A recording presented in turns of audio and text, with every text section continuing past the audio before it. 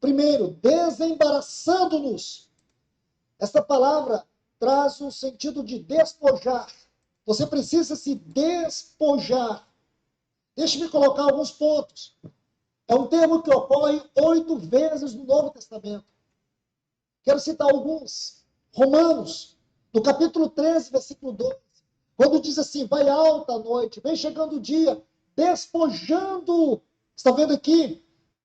Ou, como deve estar na sua versão, deixemos-nos, pois, as obras das trevas. É esta a ideia desta palavra, nesse texto. Romanos 12, 1. Deixar as obras das trevas. Efésios, capítulo 4, versículo 22, diz assim, despojais do velho homem. Vamos para mais um texto que ilustra o significado dessa palavra. Colossenses, capítulo 3. Veja que ele fala vários versículos da Bíblia para fazer uma afirmação. Em vários lugares falando a mesma coisa. E aí pegando a última, despojar do velho homem. Isso é o que eu costumo dizer de morrer para os afetos do mundo. É o velho homem. Versículo 8 diz assim, despojai-vos igualmente de tudo isso, da ira, da indignação, da vaidade, da maledicência e toda linguagem torpe. Despojai. Tiago, capítulo 1, versículo 21, está assim, despojando-vos de toda impureza e acúmulo de maldade. 1 Pedro, o capítulo 2, versículo 1, a mesma coisa. Despojando-vos de toda maldade, todo dolo, toda hipocrisia. Então você vê que esta frase aqui, desembaraçando-nos, observe mais uma vez, desembaraçando-nos de todo o peso e do pecado. Vamos olhar mais profundamente para esse texto. Aqui, você vai pegar a palavra peso. Sabe o que significa essa palavra? Uma carga. Uma carga. Essa palavra aqui significa estorvo. Alguma coisa que impede você de correr a carreira cristã. Você luta, mas não consegue. Tem um peso sobre você. Sabe o que é esse peso? Está nessa palavra aí. Desembaraçando-nos. É porque você ainda não despojou do velho homem. Por isso você não consegue correr a carreira cristã com liberdade, com convicção. E mais ainda, o sentido ainda é mais forte. Ele diz assim, de todo peso, pecado, a palavra pecado aqui é pecado, hamartia, é o alvo. Mas ele coloca uma outra palavra importante, tenazmente. Tenazmente. É aquilo que, com muita habilidade, nos envolve, nos abraça. É aquele pecado que nos abraça. É o pecado que traz conforto para a nossa carne. Esse é o sentido. É aquele pecado que nós amamos. Só que a Bíblia chama ele de um peso. Chama ele de um estorvo. É o pecado que nos impede de correr. E você pergunta, por que eu não consigo correr? Por que eu não consigo ser um cristão? Num plano mais alto? Por que eu não consigo ser uma cristã no sentido mais elevado da definição espiritual? Está aqui a explicação. Você não precisa ir longe. Então, olhe esse texto. Ore sobre ele. Coloque esse texto como a base da sua oração. E você vai ter explicação. Por que não tem frutos? Então, ore sobre isso. Então, se eu não vejo os meus problemas e não sei pedir a Deus, em nome de Jesus Cristo, que o Espírito Santo me responda, me oriente, me corrija, me advirta e que me dê o caminho para eu prosperar na minha carreira cristã,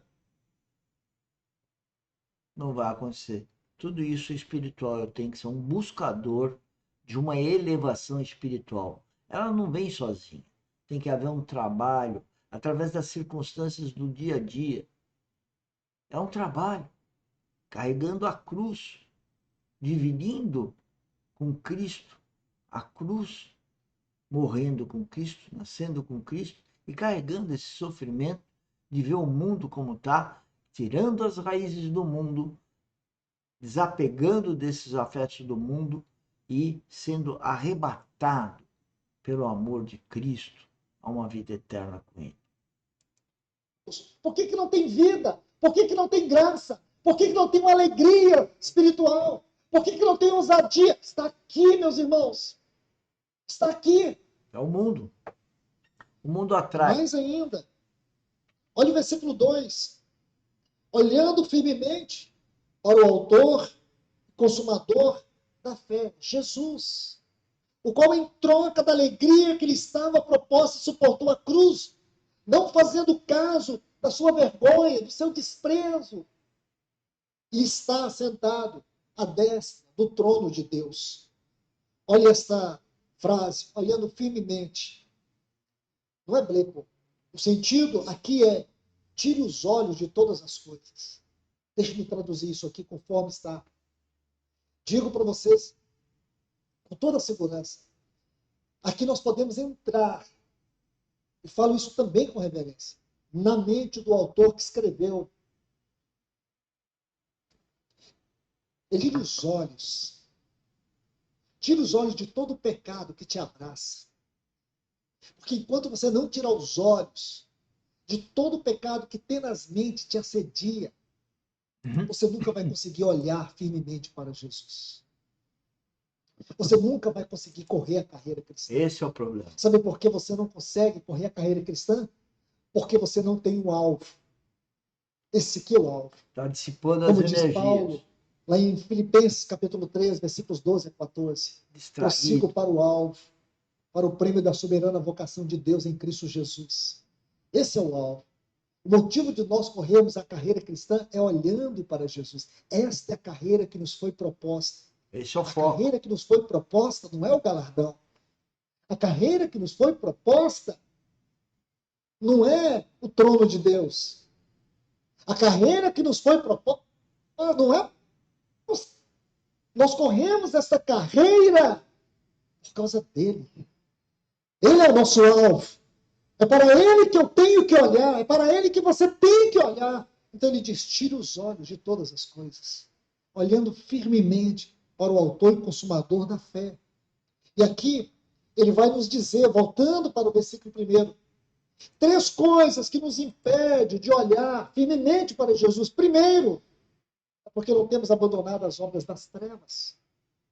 Segundo, por causa dos estorvos, dos obstáculos, das cargas do pecado sobre a nossa vida. E por último, os prazeres que nos assediam e nos abraçam. Então não tem como você olhar para ele. Não tem como correr a carreira cristã.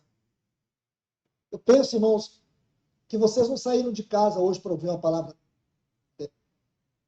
Penso que muitos aqui pensam: o que eu vim fazer aqui hoje? Graças a Deus que você está aqui. Porque eu estou aqui porque eu preciso ouvir essa palavra. Porque ela é séria. Vocês viram o jeito que ele falou? Eu preciso ouvir essa palavra. Ora, você vai perguntar, mas é ele que está falando? Por que ele está falando assim? Porque ele veio lá para ministrar a palavra, mas quem está direcionando é o Espírito Santo. Então ele está tendo revelações, ele está falando, direcionado pelo Espírito Santo, e fala e agradece que ele está ouvindo aquela palavra. Presta atenção nisso. E vai ser por causa de palavras assim que um dia nós vamos estar lá naquela glória vindoura, contemplando a face adorável do nosso Senhor Jesus Cristo. Amém. Porque a palavra nos limpa, a palavra nos transforma, a palavra nos cura, a palavra nos liberta. Então vamos mais. Olha o que ele diz, versículo 3. Considerai, pois, atentamente aquele que suportou tamanha oposição dos pecadores. Importante isso. Contra si mesmo. Aí ele diz: para que não vos fatigueis, desmaiando em vossa alma. Isso é uma outra forma de dizer assim: considerai. O sentido aqui é pesa sobre. É isso mesmo. É você trazer a sua memória. Sabe o que significa essa palavra considerar aqui no texto grego? Significa traga continuadamente na sua memória a lembrança de tudo que Jesus suportou por você. Isso. É isso.